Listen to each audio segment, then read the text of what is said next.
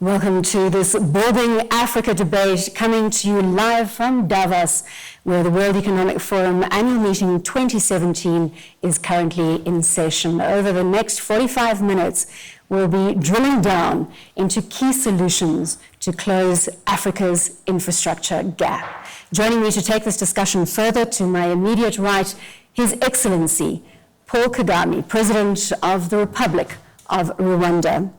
We're joined by Siyabonga Gama, CEO of Transnet South Africa, and we're joined by Phuthuma Nhleko, who is the Executive Chairman of MTN. In a short while, we'll also be joined by Osinbajo Oluyemi Osinbajo, the Vice President of Nigeria, and we'll seat him. This is the nature of live television coming to you, as I said, from Davos. Mr. President, let's start with the example of Rwanda. It's one of the fastest growing countries on the African continent, and you are being lauded as having done all the right things when it comes to investment in infrastructure. What has been the key to deploying those solutions? First of all, we start from the viewpoint that we should give our people the best value for money. So we deploy the best way we can the limited resources we have, targeting key priorities. And in this area of infrastructure, talk about roads, but it is not confined to roads. It's other types of infrastructure. And we have had good results. In fact, if you look at the situation we have in Rwanda, for example, construction of roads is relatively more expensive than in other places because of the terrain. You always have to cut through mountains, through hills, and that makes it more expensive. But even then, with whatever resources we have available to us, we have given our people, and that's really the main thing. We think they deserve the best we can give them, or they have contributed to in the final analysis. So that's how it comes about. CEO, yesterday, you were in the audience on the Powering Africa debate, and it was concluded that policy has to be stable and clear, and then everything else will follow. Do you believe that that is the appropriate starting point when it comes to infrastructure investment? Yeah, it's a very important starting point, especially because we're looking at how we can best attract public-private partnerships. And I think the private sector in particular, when they want to co-invest, they are looking for an institutional framework that is coherent and cohesive. They also are looking for stable governance, and they are looking for the kind of framework where there's stability even when governments change. They would want to make sure that their investment is safe and secure. So it's quite an important aspect, because I think for many years in the infrastructure space, which has been a public good, I think for many years in terms of infrastructure for energy, for transport and other aspects. When we now want to accelerate infrastructure investment and we try to bring in the private sector, they're looking for that kind of security. Phuthuma, as one of the biggest investors across the African continent, what is the essence of your investment decisions? Well, thank you very much, Bronwyn. I mean, maybe let me start off by saying that, not because President Kagame is sitting here, but I think a lot of what I'm going to say has, in many respects, been encapsulated in what has happened in Rwanda in the last 10, 15 years. And I really do think that it is certainly something to be highlighted and to congratulate President Kagame on it. I think the topic is obviously a highly complex one because it's got so many different myriad reasons of the challenges that we have. And if you like, so many concentric circles of the challenges that we have.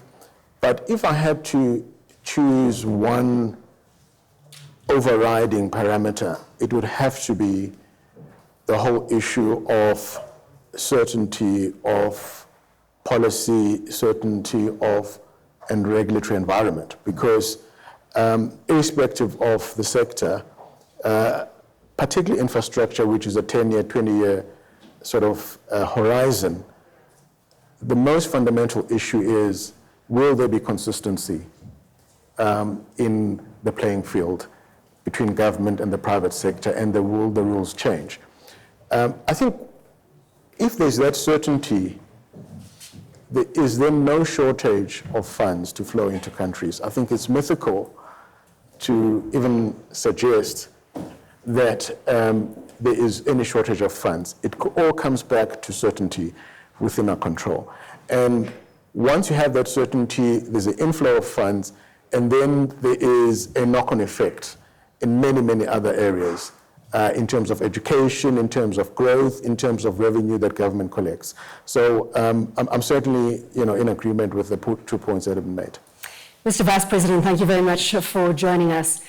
We're going to start by getting an update on the situation in Nigeria. We're talking about infrastructure. Obviously, we have heard of the reports of the trouble on the transmission lines where the national grid is concerned in Nigeria, which is now operating at very, very low levels and huge power shortages in the country.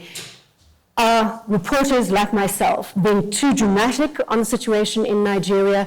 Is it recoverable and quickly recoverable? Yes, I think it is. Let me say very first that the power situation is one that, as you probably know, has been a fairly perennial challenge. But we are working very hard to recover it. And in particular, transmission, we have moved from 5,000 carrying capacity to a minimum simulation of about 6,500 megawatts of power carrying capacity. And by the end of the year, something in the order of about 7,200 megawatts of carrying capacity. As of February 2016, we had actually moved up to 5,000 megawatts of power generation for the first time in the history of the country. But what happened after that was the Niger Delta crisis and some of the problems that developed in the Niger Delta with some of the sabotage that was going on with the pipelines. And that reduced drastically.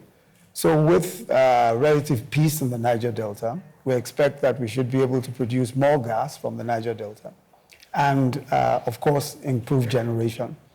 And we're also doing a lot of improvement from the east region of the Niger Delta, and the east region of the Niger Delta has been peaceful all along.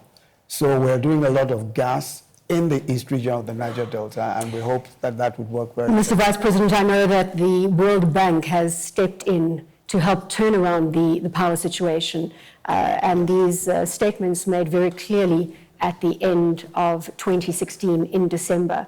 What timing are we looking at? Can you give me a time horizon for an overhaul of the Nigerian power sector? Well, that's a huge... it's a huge question, I know. And a huge issue also. But what has happened, of course, with the engagement with the World Bank is that we now have a joint working team which has set itself about an 18-month period within which to be able to deal with some of the more urgent issues. And we think that with that engagement, in fact, my office coordinates that particular implementation exercise. And we think with that, we should be able to make some progress. But as you know, I mean, the power sector, practically anywhere, is one that, especially with an economy the size of Nigeria, and with some of the neglect that has gone on for years, I think that it is quite a challenge, but... And it's a difficult question to answer from a timing perspective. I'm going to let you off the hook and I'm going to come back to President Kagame. Yes. When you sit on these global stages, Your Excellency, there's never a shortage of praise from either the private sector, you've just heard it from Patuma, or the public sector operating in Africa. The World Bank put out a report saying that Rwanda had met the Millennium Development Goals by 2015, most of them. And they put out that report in October 2016. Again, coming back to that stability of policy, we need to understand how you've managed to achieve that, because I think that is the lesson that we need to draw from Rwanda. The policy's there, the money follows. Can you share a little more on achieving policy stability? Well, it's making sure, indeed, that there is stability, but the way to do it, there is no magic here, and I don't think it is confined to Rwandan situation. And in fact, I wish to say, if you see things happening in Rwanda and with good results, I think it's because it can happen anywhere else. But for us, what we do, from the beginning, from the start of our struggle, and after that, and another struggle of reconstruction of our country, we have been single-minded about doing the best we can for ourselves, for our country, and reverse the bad history our country had seen. And working collectively, we had to identify a number of things. Now, one was to rebuild the country, then you have to put laws and rules in place, but above all, you have to respect them. So an issue of accountability is very important, whether it's the private sector, it's the public sector, and more importantly, working together and ensuring that. But for any country or leaders in that country, there has to be a vision. There has to be a strategy to realize that vision. And the different plans thereof have to be carried through. There are no shortcuts. There are no two ways about it. But again, this succeeds depending on the mindset as well. The mindset shared across the countries, not just by one person or another. And what we have seen in Rwanda, we share the fact that things have to change. Things have to be done differently. And we have to measure ourselves against the results we are getting from what we are doing. If we are not getting results, it means that either we are doing nothing or doing something wrong. And then we go back in the system and check and see that things are coming together as such. So we've really worked together within the country. We've had partners across the world. We have, but we have, above all and most importantly, held ourselves accountable, and then we've seen results. Sia, President Kagame's leadership is also spilling over into the East African region, which again is to a large extent leading the charge on regionalization and on infrastructure development. Is this an exciting territory when you look for a place to deploy that hard-earned cash? Would you look to the East African region? Yeah, no, I just want to confirm the correctness of President Kagame's articulation around the single-mindedness and focus, which I think is actually quite important in terms of how you coordinate the achievement of objectives. And I think what we've seen in Rwanda is actually quite spectacular. And it is an example that needs to be followed by many countries. And I think when you look at the infrastructure space and the kind of catalyzing effect of infrastructure in terms of how you serve the people, in terms of how you improve the living standards.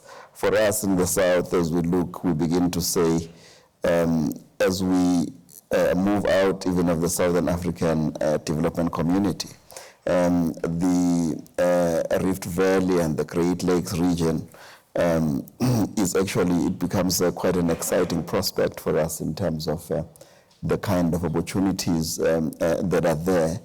And not only because we are doing this for the sake of infrastructure.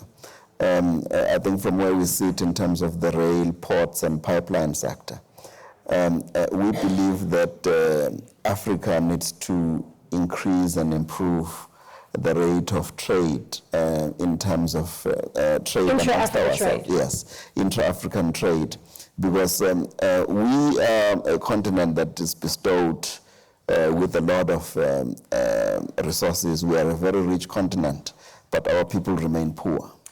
And the reason is because we have not been able to liberate trade through making sure that we have the right type of infrastructure to trade amongst ourselves. The trade is garnering a lot of energy across that East African region. I'm going to throw the stat out there, Sia, just to support what you're saying, is that intra-Africa trade in Africa sits at the moment, probably formal numbers at about 15%. So slightly up from the levels of 12% that we used to talk about. But the essence of what we're saying here is that this is how we can insulate ourselves as a continent from global shocks. We won't need to consider the implications of Brexit or the changing US administration if we can trade well with one another. Patuma, let me bring you in here. No, I think I'd be quite hard pressed not to agree with the points that have been made.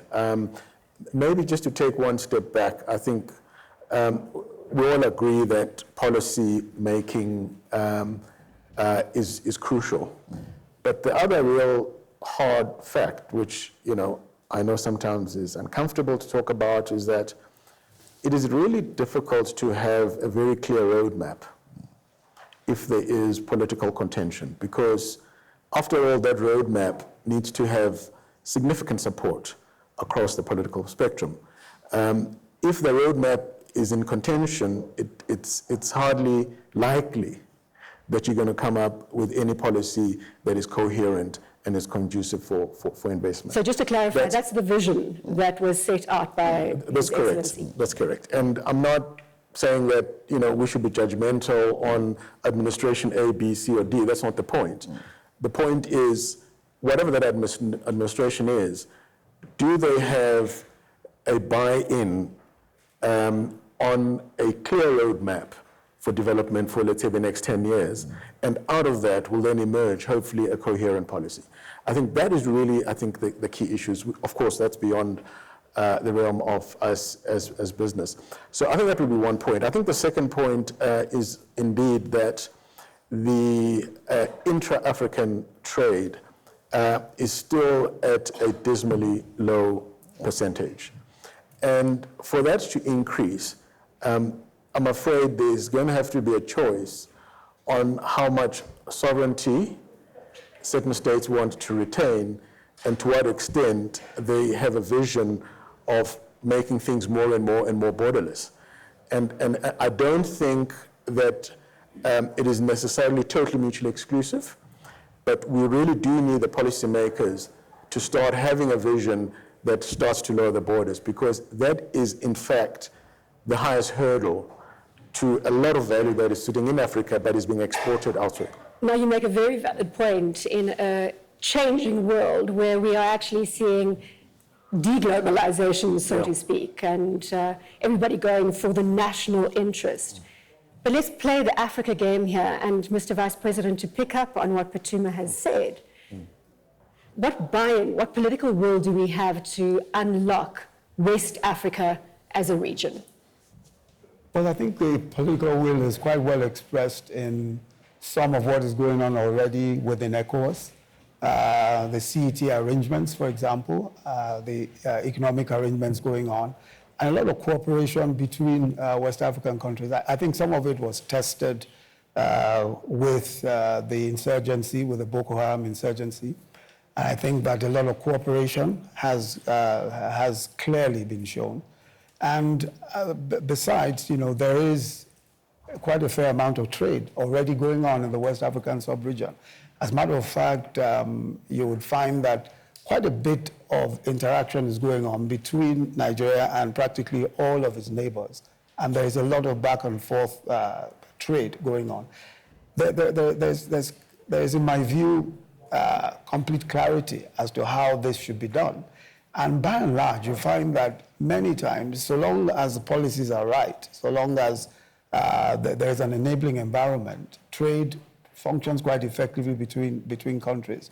And I think that there is a will on the part of ECOWAS leaders to ensure that there is a fair amount of trade, and that has been demonstrated time and time again. So I think that that's happening quite well already. There are a lot of investors who are interested in Nigeria, Yes.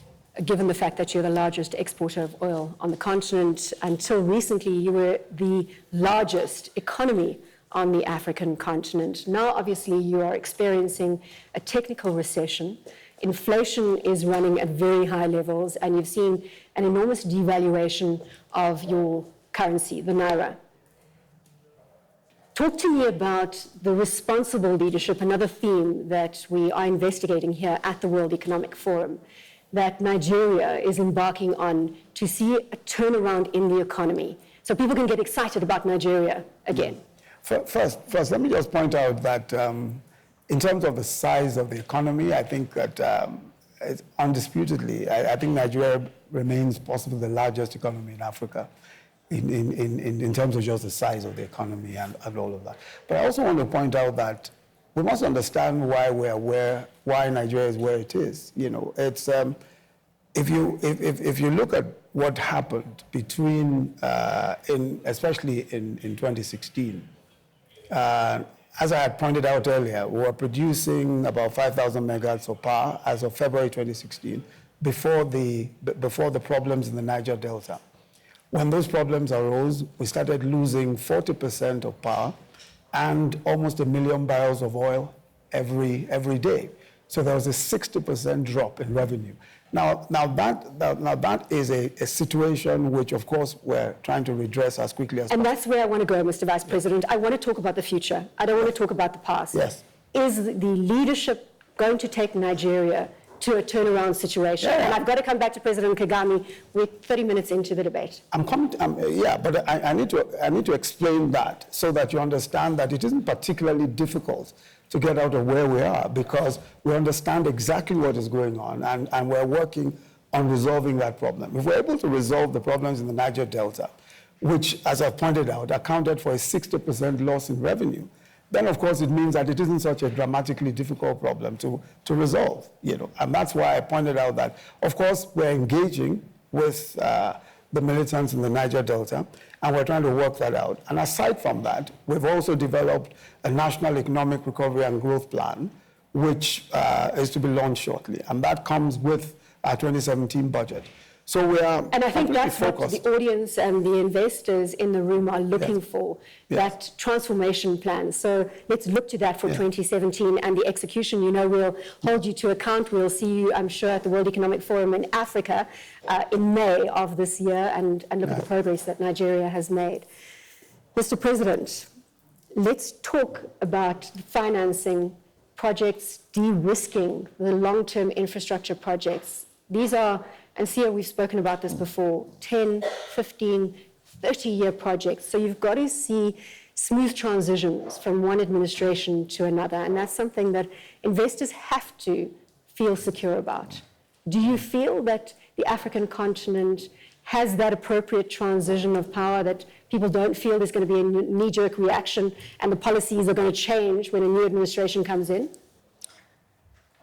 If you allow me, let me take just a minute, since we are talking about Africa, and I enjoy the invitation always to come and join you on the kind of program that talks about Africa.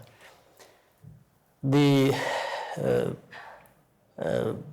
fellow panelists raised a very important issue when they were talking about intra-African trade, and I guess the investment as well. And this always brings me back to think, for how long and how many times do we have to keep talking about the kinds of problems we have in Africa, and there's very little in terms of showing how fast we are moving out of the problems. You quoted the 17 or maybe 15, some people say 15% of the intra-African trade that happens. So imagine what we are missing on the 85 or 83%, and that we keep talking about and for 10 years, for example, and nothing changes. Or talk about how it has been difficult for Africans to move across Africa. So we don't allow Africans to move across borders and within Africa. We don't allow goods to move. We allow it at the rate of 17%. And yet, everyone's intention is to see Africa move forward, develop fast. And so there is a contradiction in a sense in our quest for prosperity, for development, and at the same time, some of the very things we know we can do and have to do in order for things to happen, but we see very little in that regard. And that I'm saying it for across Africa. So there's always going to be this problem. Now, let me quickly go back to the question you raised. Investments in infrastructure are very heavy investments.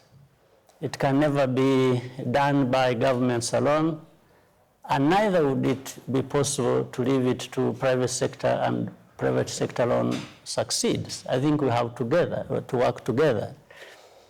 And we have to accept the fact that the private sector holds huge resources that could be deployed together with the governments for the benefit of infrastructure, whether it is energy, transport, IT, telecoms, and so on and so forth.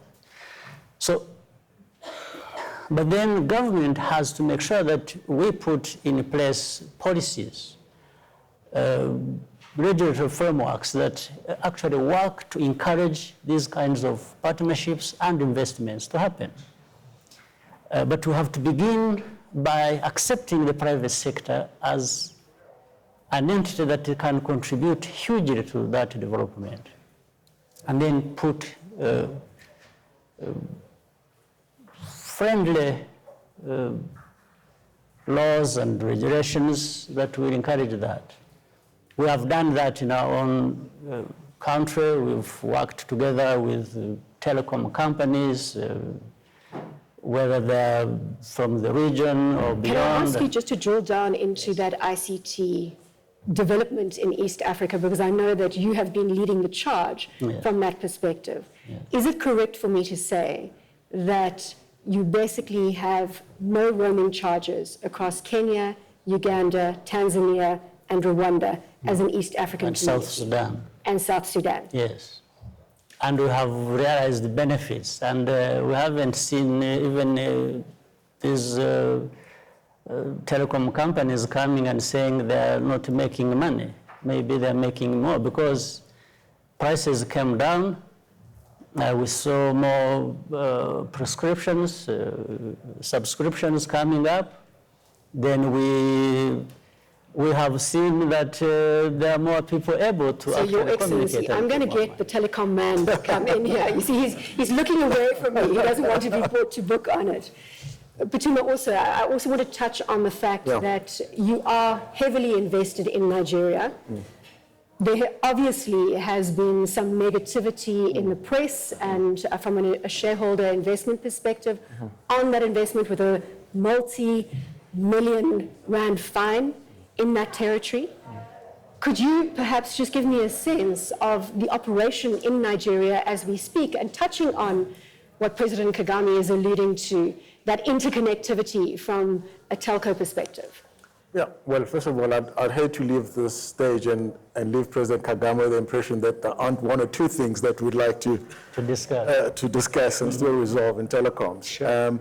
Having said that, MTN invests something in the order of almost $4 billion a year on the African continent in telecoms. And this has been going on for quite a long time. So I think we see ourselves as a partner to government, because it's all about partnership. As President Kagame said, government can't do it on its own, and we can't do it on our own. So you need to look at that. I think as regards the Nigerian matter, I wish it was millions of rands. I mean, I stood there and thought, let me come back and say billions. $1 billion. Okay. Look, I don't think this is the right forum to rehash the past. I think the matter was dealt with. I think it could have been handled differently from both parties, and I think they have lessons that's been learned. More importantly is to look forward and say, how do we continue to be a significant investment in a very, very, very important engine on this continent, and a lot can come out of it in the West African region, as you've outlined. So we are very much forward-looking on this one. I'm glad we're moving forward. And Mr. Vice President, now talking about infrastructure, a number of investors saying that one of the biggest inhibitors to investing in Nigeria, and this is not just Nigeria specifically, is the lack of basic infrastructure. Obviously, the commodity downturn has had an impact on government's ability to invest. And I think the stat out there, KPMG economists said that governments need to invest about 10% of GDP, and I stand to be corrected, for economic growth to happen out of those infrastructure investments. Now, it looks as though we're trending at about 1% of GDP being invested in infrastructure development because of the commodity fallout. From a Nigerian perspective, again, looking to that turnaround plan, what are you doing on the infrastructure, those basic infrastructure amenities? I think first, we are committed to investing far more on infrastructure than ever before. 30% of our budget now is directed at capital alone, which is a very significant improvement from previous years. But what is more, we have a huge pension fund, which is almost in the order of about 7 trillion and growing. But we need to be able to invest pension funds in infrastructure. But to do so, we have to de-risk infrastructure generally. We have to de-risk infrastructure investments generally. Because the pension funds, of course, as you know, are conservative, and there's a need to de-risk. And what we're trying to do is de-risk first so that the huge funds from pension funds can come into infrastructure investments. Aside from that, we're encouraging the private sector a great deal. There are quite a few game-changing private sector projects that we're working on in order to be able to boost infrastructure. For instance, there's a private sector refinery, which we're working with the investors, about 650,000 barrels a day, which is probably the largest single line refinery anywhere in the world today. We think that these are game-changing, the petrochemical investments on the private sector.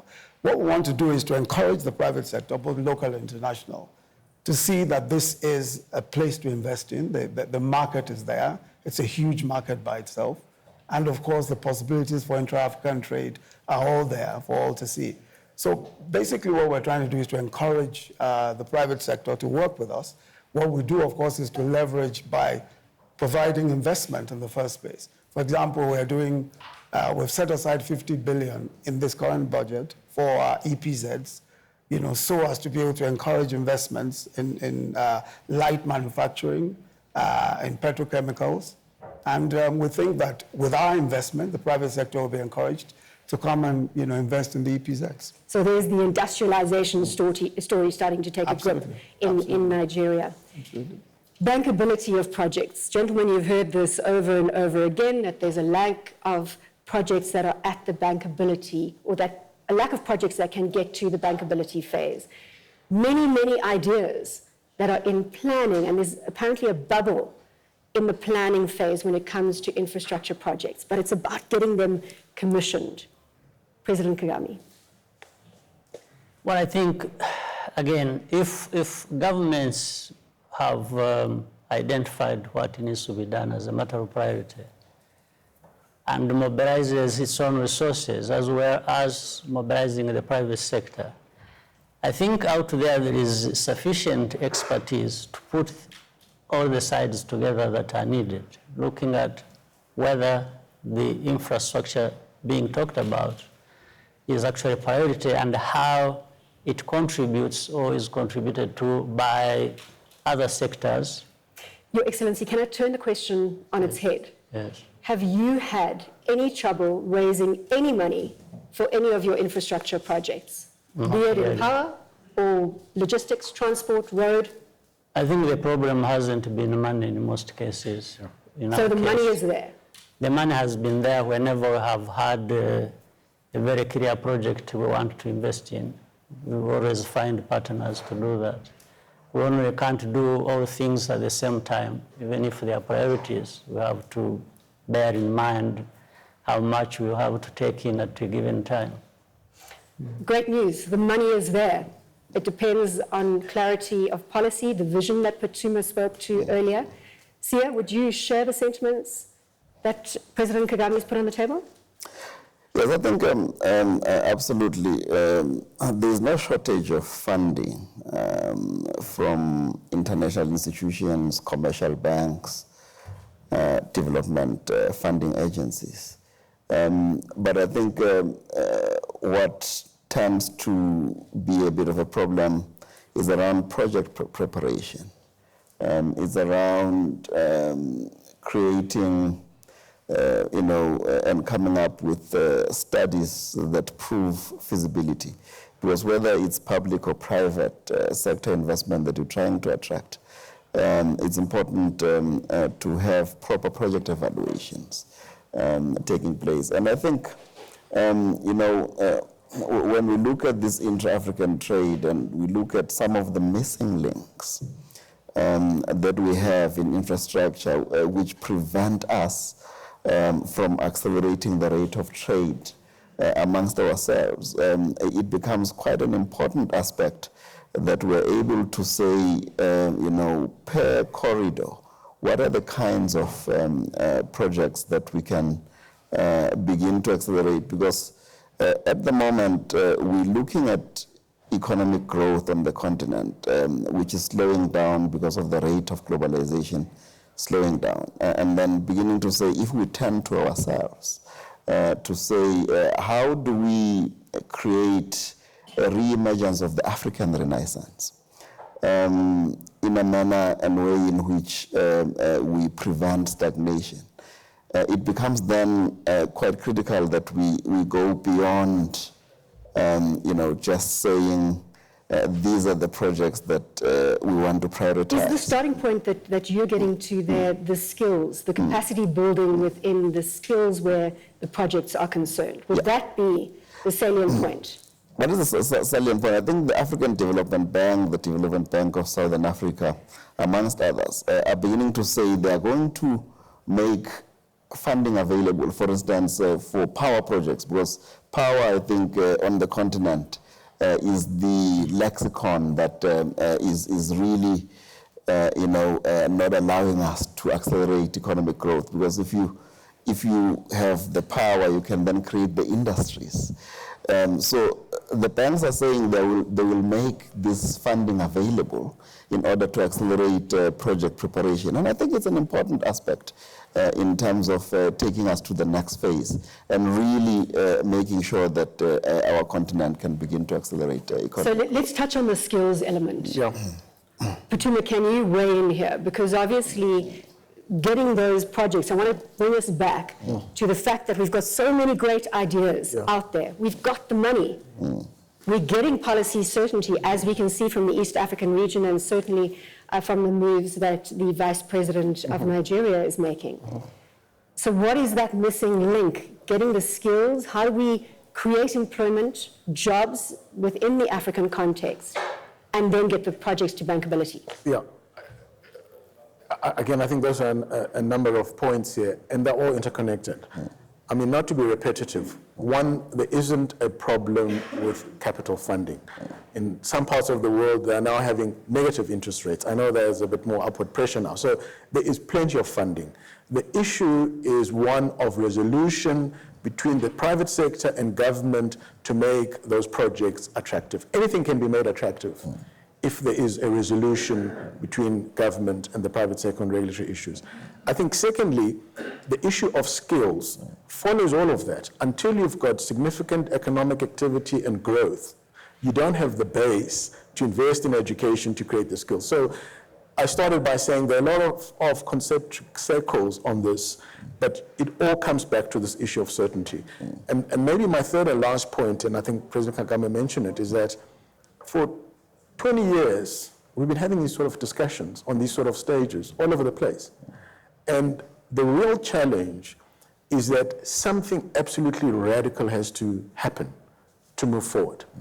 And you know, we can sit here and say, well, the politicians need to move first, but quite frankly, it has to be a joint effort, because we can't have another 10 years of Davos having the same sort of discussions. Yeah. So in my mind, I think that's the challenge. The opportunity is there. We've got the lowest demographics on this globe, right? Highest growth of population. We've got an opportunity for digital divide skipping, which would really move us, you know, rapidly. So all the ingredients are there.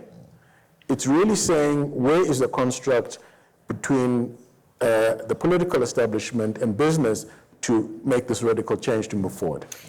I agree with you, and we mustn't get caught up in talk shops, as we have been having the same discussions. But in doing the research for a number of the discussions I'm hosting at the World Economic Forum this time around, I saw these tangible results coming to fruition. East Africa is leading the charge on so many different aspects, because there's consensus from a regional perspective, coming back to the right leadership, to the right policy.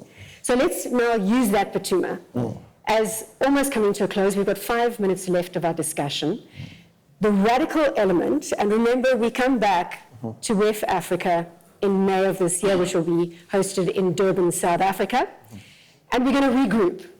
And we're going to keep measuring and checking what has been executed, who's taken accountability for it, what is working that can then be replicated on a larger scale.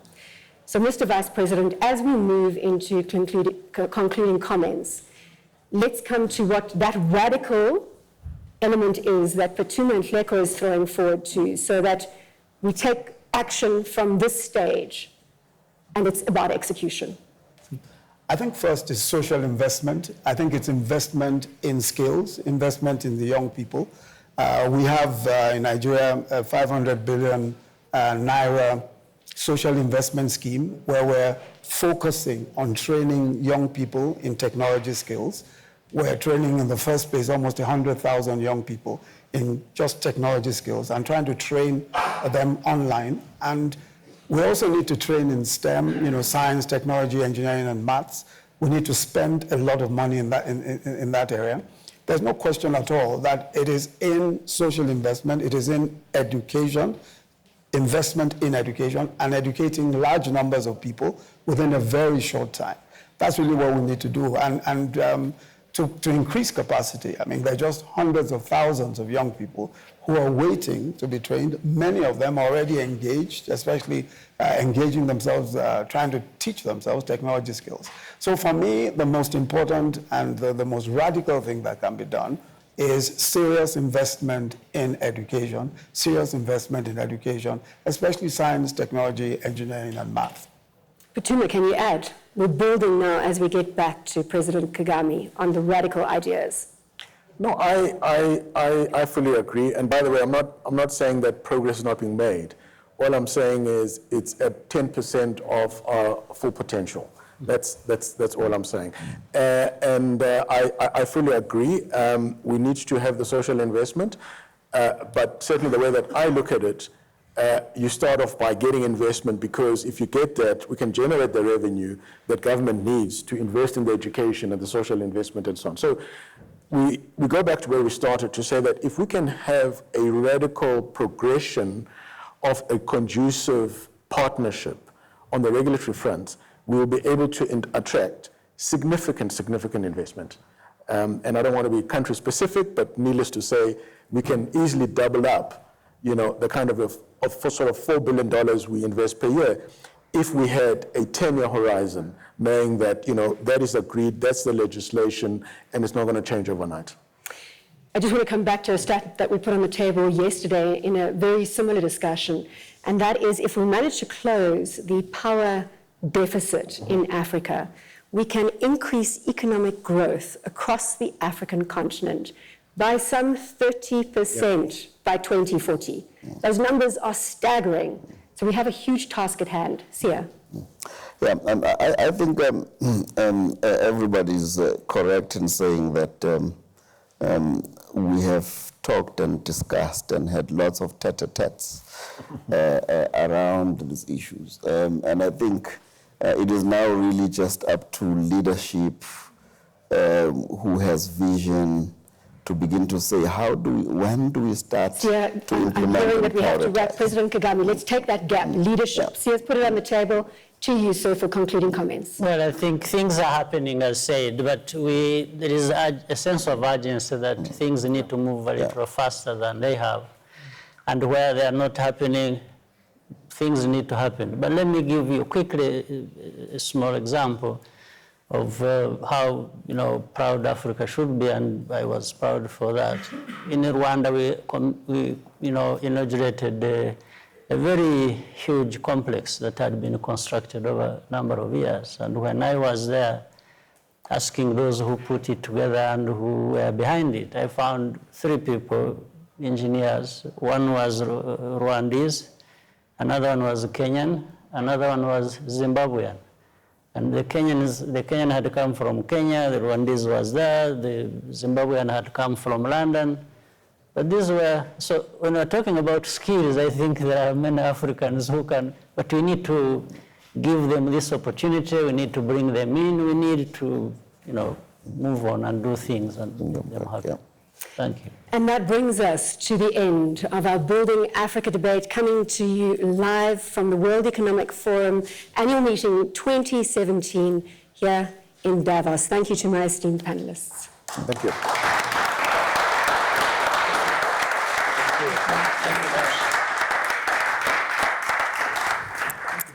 All right. Thank you very much, gentlemen. Let's see. Thank you so much.